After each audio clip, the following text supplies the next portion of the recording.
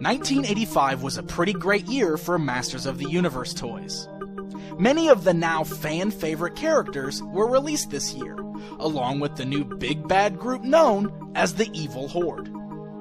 But the Horde were not the only baddies released that year. Skeletor's own Evil Warriors also got a boost in ranks, including the double-headed evil strategist known as Too Bad.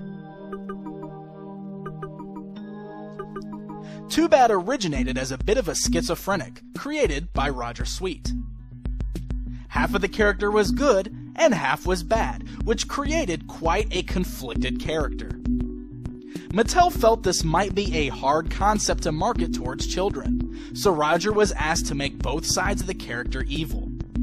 Roger then came up with this second design for the character, before finally ending up with the Too Bad that we all know and love.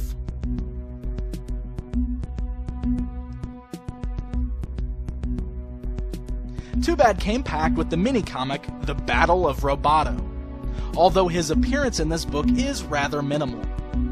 There really isn't any sort of backstory given for the character. We just learn that his two heads are often at odds with each other, arguing over silly things like who gets to hold the shield. Later on in the story, he plays an important role by holding down Roboto as Skeletor sabotages him. But otherwise, he's simply another of Skeletor's henchmen who spends a lot of the story in the background.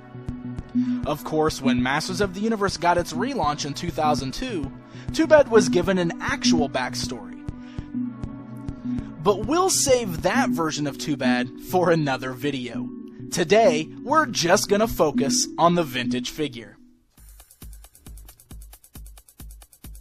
The figure itself breaks the mold a bit.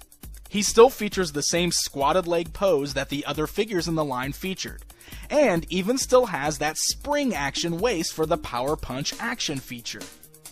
But where this figure really differs from the majority is in his upper body. Since Too Bad is basically two characters mashed together in one body, the upper body needed to be larger to be able to fit two heads on top. Each head is full-sized and has a full range of motion just like all of the other figures, allowing you to turn both heads left or right. That way you can position the heads arguing with each other, or looking away from each other after another argument.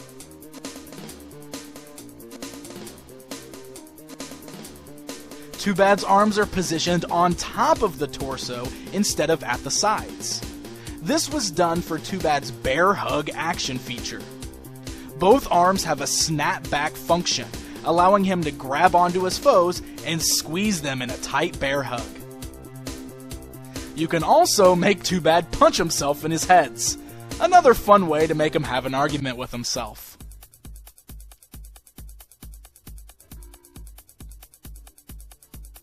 He's got a really cool paint job. His purple half and blue half kind of meld together. One half of the body features sculpted scales, while the other half is much smoother. Too Bad doesn't really include any weapons, but does include an orange shield that can clip onto either of his wrists. You just have to decide which side gets to hold it.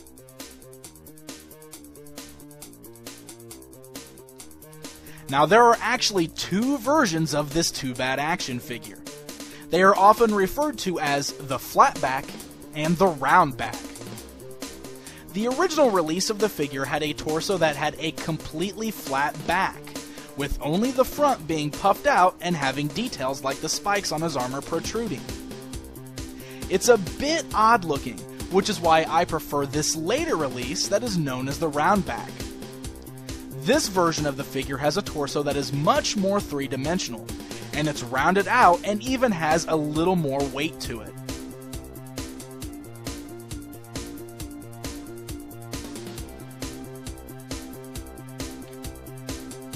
Too Bad is one of those figures that really stands out in my opinion. He's much different than a standard figure in the Masters of the Universe line, because he doesn't just utilize that same body type or other parts like most of the other figures did. Yet, at the same time, he still feels like he fits right in, and he retains many of the same elements that makes Masters of the Universe exactly what it is. He's bright and colorful, but most of all, he has 2 heads. He's a standout villain in a line of already awesome-looking characters, and he remains a fan favorite to this very day.